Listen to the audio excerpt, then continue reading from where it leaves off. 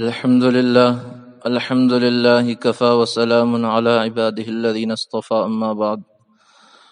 أعوذ بالله من الشيطان الرجيم بسم الله الرحمن الرحيم إنا أعطيناك الكوثر فصل لربك وانحر إن شانئك هو الأبتر صدق اللہ العظیم۔ محترم سامعین کرام، اللہ رب العزت کا احسان اور کرم ہوا کہ اللہ تبارک و تعالی نے ہمیں رمضان المبارک کے مقدس مہینے میں تراویح پڑھنے کی توفیق نصیب فرمائی۔ آج انشاءاللہ سورہ کوثر کی تفسیر ہوگی۔ سورہ کوثر کا پس منظر یہ ہے کہ اللہ کے نبی صلی اللہ علیہ وسلم کے صاحبزادے اور بیٹوں میں سے حضرت قاسم یا حضرت ابراہیم کا انتقال ہو گیا، تو اللہ کے نبی صلی اللہ علیہ وسلم کو کفار مکہ نے یہ طعنہ دینا شروع کیا کہ آپ ابتر ہیں، آپ کی نسل اب ختم ہو گئی، آپ کے لڑکے کا انتقال ہو گیا، اب آپ کی اولاد آگے نہیں چلے گی، تو آپ کا نام لینے والا آگے کوئی نہیں ہوگا۔ اور یہ طعنہ دینے میں عاص بن وائل کا نام بہت آتا ہے کہ جہاں کہیں اللہ کے نبی صلی اللہ علیہ وسلم کا تذکرہ ہوتا تو وہ آپ صلی اللہ علیہ وسلم کو یہ طعنہ دیا کرتا تھا۔ تو اللہ تبارک و تعالی نے اس صورت کے اندر آپ صلی اللہ علیہ وسلم کو تسلی دی ہے، اِنَّا أَعْطَيْنَاكَ الْكَوْثَرَ، اے نبی صلی اللہ علیہ وسلم بے شک ہم نے آپ کو حوض کوثر دیا ہے۔ کوثر کے معنی زیادہ بھلائی کے بھی آتے ہیں، اور اس حوض کا بھی نام ہے جس کا اختیار کل قیامت کے دن اللہ تبارک و تعالی اللہ کے نبی صلی اللہ علیہ وسلم کو دیں گے۔ اور گویا اللہ تبارک و تعالی نے حوض کوثر کا ذکر فرما کر مشرکین مکہ کو بتایا کہ حوض کوثر جنت میں ایک حوض ہے، ایک نہر ہے جس سے اللہ کے نبی صلی اللہ علیہ وسلم ایمان والوں کو پانی پلائیں گے۔ تو بزرگوں، اللہ کے نبی صلی اللہ علیہ وسلم کی اگرچہ لڑکوں سے اولاد نہیں چلی، لیکن اللہ کے نبی صلی اللہ علیہ وسلم کے ماننے والے یہ آپ کی روحانی اولاد ہیں، اور یہ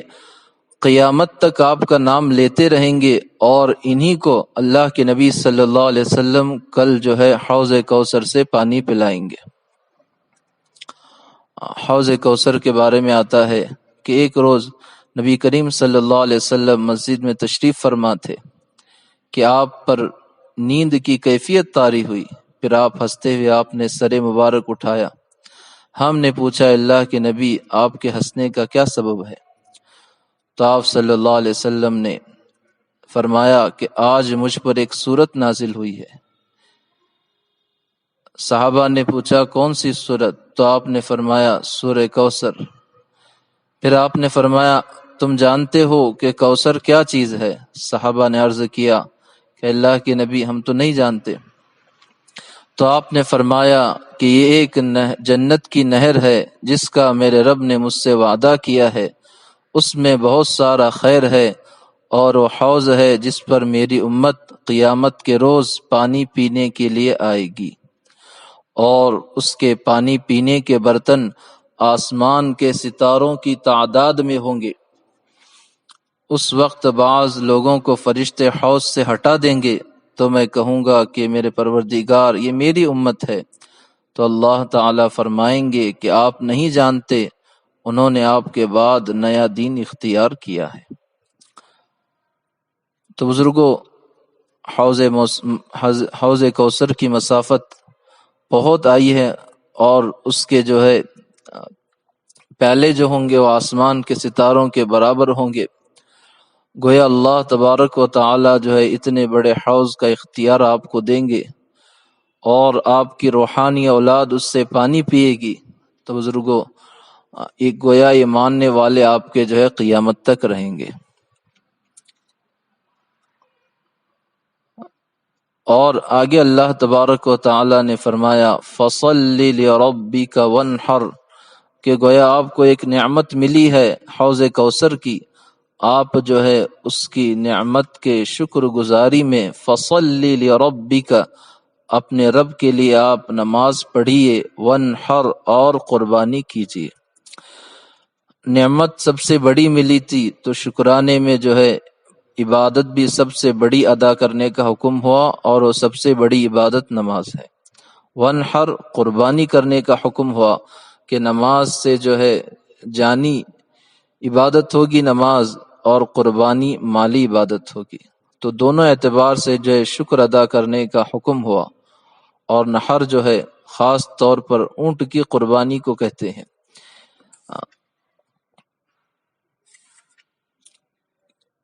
کہ اس کا مسنون طریقہ یہ آتا ہے کہ اونٹ کے پاؤں باندھ کر اس کے حلق میں نیزہ یا چھری مار کر خون بہا دیا جاتا ہے۔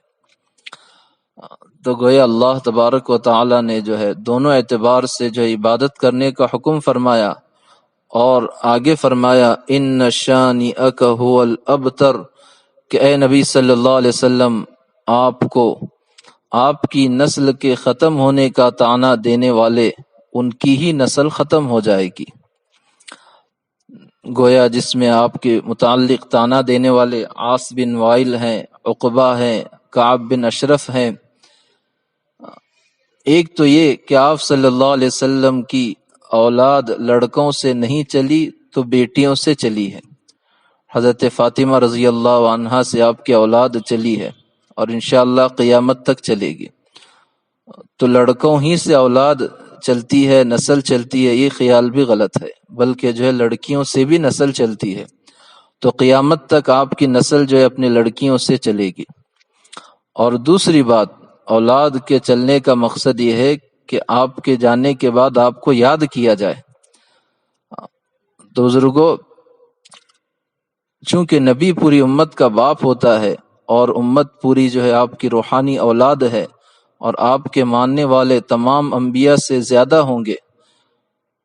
تو گویا اللہ تبارک و تعالی نے بتایا کہ جس طرح تم اپنے ہمارے نبی کے بارے میں یہ کہتے تھے کہ ان کا ذکر ختم ہو جائے گا، لیکن ان کا ذکر ختم نہیں ہوگا، تمہارا ذکر ختم ہوگا۔ اسی لیے ہم غور کر سکتے ہیں کہ اللہ کے نبی صلی اللہ علیہ وسلم کے ذکر کو اللہ نے کیسی بلندی عطا فرمائی کہ آپ کے زمانے مبارک سے لے کر آج تک پوری دنیا کے چپے چپے میں آپ کا نام مبارک 5 وقت اللہ کے نام کے ساتھ مسجد کے میناروں پر پکارا جاتا ہے، اور آخرت میں آپ کو مقام محمود حاصل ہوگا۔ اس کے بالمقابل آپ دنیا کے تاریخ سے پوچھئے کہ عاص بن وائل کون ہے، عقبہ کون ہے، کعب کی اولاد کہاں ہے، ان کا خاندان کہاں ہے، کسی کو پتہ نہیں ہے۔ اگر ان کے نام بھی ہیں اور کتابوں میں ہیں تو وہ مسلمان تاریخ لکھنے والوں نے اسلام کے دشمنوں کے طور پر ان کا نام لکھا ہے، ورنہ ان کا نام وہاں بھی نہیں ہوتا۔ تو بزرگوں، اللہ تبارک و تعالی نے تسلی دی کہ آپ کو طعنہ دینے والے ان کی ہی نسل ختم ہو جائے گی، ان کا نام لینے والا کوئی نہیں رہے گا۔ اسی لیے عاص بن وائل کا نام لینے والا آج کوئی نہیں ہے، اور آج دنیا میں ہر منٹ، ہر لمحہ، ہر سیکنڈ جو ہے اللہ کا نام لیا جا رہا ہے، اللہ کے نبی کا نام لیا جا رہا ہے۔ تو بزرگوں، اللہ تبارک و تعالی نے جو یہ مضمون ذکر فرمایا ہے، اور اگلی والی سورت جو ہے سورہ کافرون ہے، انشاءاللہ اس کے متعلق تفسیر جو ہے کل آئے گی۔ ایک سوال جو ہے ہمارے ساتھی کی طرف سے یہ آیا تھا کہ آج کل ہم نے بھی سنا ہے، دیکھا تو نہیں ہے، کہ ایک ارطغرل غازی نام کی ایک سیریز ترکی کی طرف سے چل رہی ہے، اور ایک سیریل ہے جس میں جو ہے 1400 سن ہجری کے ترکی بادشاہوں کے قصے اور کہانیاں جو ہے اس کے اندر کردار کی شکل میں دکھائی جا رہی ہیں، اور آج کل یہ سیریز جو ہے بہت مشہور ہو گئی ہے اور مسلمانوں کے نوجوان اسے خوب دیکھ رہے ہیں۔ تو اسلامی تاریخ پر بنی ہوئی ایسا سیریل دیکھنا جائز ہے یا نہیں، اس ایک سوال آیا تھا، اور جس کے دیکھنے والے یہ بھی کہہ رہے ہیں کہ اس کے دیکھنے سے جو ہے ہمارا اسلامی جذبہ بنتا ہے، ہالی ووڈ اور بالی ووڈ دیکھنے کا جذبہ کم ہوتا ہے، وغیرہ وغیرہ جو ہے دلیلیں بھی دیتے ہیں۔ تو اس کے متعلق ہمارے علماء نے لکھا ہے، پرائم ٹائم میں حضرت مولانا انصار عزیز ندوی نے بھی بتایا، اور دیوبند کا فتویٰ بھی ہے، اور پڑوس ملک کا فتویٰ بھی ہے کہ جو ہے کسی بھی سیریل کو دیکھنے میں 3 خرابیاں آتی ہیں۔ ایک سب سے پہلی خرابی ہے ویڈیوگرافی، یعنی تصویر بنانا، اور یہ خود گناہ ہے اور حرام کام ہے۔ حدیث پاک کے اندر آتا ہے المصورون اشد عذابا یوم القیامتی، کہ تصویر بنانے والوں کو قیامت کے دن سب سے زیادہ عذاب دیا جائے گا۔ تو تصویر بنانا خود گناہ ہے، ویڈیو بنانا خود گناہ ہے، تو اس میں ایک حرام کام تو ویڈیو بنانا ہوا۔ دوسرا حرام کام جو ہے وہ میوزک اور موسیقی ہے۔ اللہ کے نبی صلی اللہ علیہ وسلم کا فرمان ہے، بعثت، کہ مجھے بھیجا گیا ہے کہ میں گانے بجانے کے آلات کو توڑ دوں۔ اللہ کے نبی کے دنیا میں آنے کا مقصد گانے بجانے کی چیزوں کو ختم کرنا ہے، اور آج ہم جو ہے گانے بجانے کی چیزوں کو دیکھ رہے ہیں۔ تو دوسرا گناہ جو ہے گانے بجانے کا ہے، میوزک کا ہے، اور حدیث میں یہاں تک آتا ہے کہ میوزک سے جو ہے گانے سننے سے نفاق پیدا ہوتا ہے۔ تو دوسرا گناہ میوزک کا ہے۔ تیسرا گناہ جو ہے نامحرم لڑکیوں کو دیکھنے کا ہے، اور یہ تینوں باتیں جو ہے اس سیریل میں پائی جا رہی ہیں۔ ویڈیوگرافی بھی ہے، میوزک ہے، بیک گراؤنڈ میوزک ہے، اور نامحرم لڑکیوں کا اس کو بھی جو ہے دکھایا جا رہا ہے۔ تو بزرگوں، یہ سیریل جو ہے کسی بھی طرح جو ہے دیکھنا جائز نہیں ہے۔ اب آپ کہیں گے کہ اس سے جو اسلامی جذبہ ابھرتا ہے، تو بزرگوں اسلامی جذبہ ابھرنے کے لیے ہم اسلامی تاریخ پڑھ بھی سکتے ہیں۔ دوسرے جو سیریل ہوتے ہیں وہ اگر بڑا زہر ہے تو یہ بھی ایک چھوٹا زہر ہے، لیکن یہ بھی ایک زہر ہے، اسی بھی جو ہے دیکھنا جو ہے چھوڑ دینا چاہیے۔ اور ایک برائی جو ہے اسلامی تاریخ پر ان سیریلوں کے دیکھنے میں یہ آتی ہے کہ اس کے دیکھنے والے اس کو گناہ نہیں سمجھتے، اس کے برخلاف دوسرے سیریلوں کو دیکھنے کو گناہ سمجھتے ہیں، اور جس گناہ کو گناہ سمجھ کر نہ کیا جائے وہ گناہ بڑا گناہ بن جاتا ہے۔ اور ایک برائی یہ آتی ہے کہ اس میں جو ہے ان سیریلوں کو بنانے والے اپنے اعتبار سے تاریخ میں کچھ ہیر پھیر کرتے ہیں، یعنی 100% تاریخ صحیح نہیں دکھاتے، جیسا ان کی اسکرپٹ میں اور ان کی TRP کے اعتبار سے جو مناسب ہو وہ تاریخ لکھ دیتے ہیں۔ تو اس میں کچھ جو ہے من گھڑت باتیں بھی ہوتی ہیں۔ اور ایک نقصان اس کے اندر یہ ہوتا ہے کہ ان چیزوں کا جس کو نشہ اور چسکا لگ جاتا ہے اسے جو ہے فرائض کا بھی دھیان نہیں ہوتا، اور عبادات کا بھی دھیان نہیں ہوتا، ضروری کاموں کا بھی دھیان نہیں ہوتا، کہ جب دیکھو تب جو ہے اس چیز میں اسی میں لگے رہتے ہیں کہ نہ جو ہے نماز کا خیال ہے، نہ روزوں کا خیال ہے، نہ گھروں کے کاموں کا خیال ہے، دن رات جو ہے اسی کو دیکھتے رہتے ہیں۔ اور ایک جائز چیز جب کسی فرض کے کام میں رکاوٹ بنے تو خود ناجائز بنتی ہے۔ تو اس اعتبار سے بھی ان سیریلوں کو جو ہے دیکھنا جو ہے بند کر دینا چاہیے، کہ جو ہے نوجوانوں کے ٹائم کو جو ہے غلط چیزوں میں استعمال کیا جا رہا ہے۔ تو بزرگوں اس کے برخلاف جو اگر اسلامی جذبہ بنانا ہے تو اسلامی واقعات ہم پڑھیں گے، اور رمضان المبارک کے مقدس مہینے میں ان ویڈیو کے دیکھنے کے بجائے جو ہے قرآن کی تلاوت کریں، تسبیحات کی پابندی کریں، قضاء عمری کا اہتمام کریں، گھروں کے جو ہے کام کریں، بزرگوں کی خدمت کریں۔ بہت سارے نیک کام ہو سکتے ہیں جو ہم اس مہینے میں کر سکتے ہیں، لیکن اس کے برخلاف اگر ہم جو ہے سیریل وغیرہ کے دیکھنے میں وقت لگائیں گے تو بزرگوں ایک ناجائز کام بھی ہوگا، گناہ بھی ہوگا، روزہ بھی مکروہ ہوگا، اور ایک غلط چیز کی جو ہے تشہیر ہوگی، اور جو ان سیریلوں میں جو ہے محبت کے قصے بھی دکھائے گئے ہیں، اور ان قصوں کے دیکھنے سے پھر جو ہے لڑکا لڑکی کے درمیان محبت کے جو ہے داستانیں جو ہے اسلام کے نام پر شروع ہوں گی، جو ہمارے جو ہے معاشرے کے لیے بہت خطرناک ہے۔ اس کے لیے جو ہے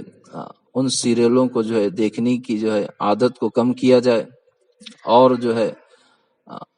اس کے بجائے جو اسلامی تاریخ اور واقعات کو پڑھنے کا جو ہے مزاج بنایا جائے، اور قرآن کی جو ہے تلاوت کی جائے۔ اور یہ جو ہے فتویٰ میرا نہیں ہے، بلکہ ہمارے علماء دیوبند کا فتویٰ ہے، اور جو ہے اہل سنت والجماعت کے علماء کا فتویٰ ہے۔ اور بزرگوں جب اپنے مزاج کے خلاف بھی شریعت کی بات آئے تو اس سے مان لینا ہی ایمان والے کا کام ہے، یعنی شریعت کی بات آنے کے بعد بھی دلیل دینا بزرگوں یہ جو ہے بہت ہی غلط اور نامناسب چیز ہے۔ اس لیے جو ہے اس پر عمل کرنے کی کوشش کریں۔ اللہ تبارک و تعالیٰ کہنے سننے سے زیادہ عمل کرنے کی توفیق نصیب فرمائے۔ وما علینا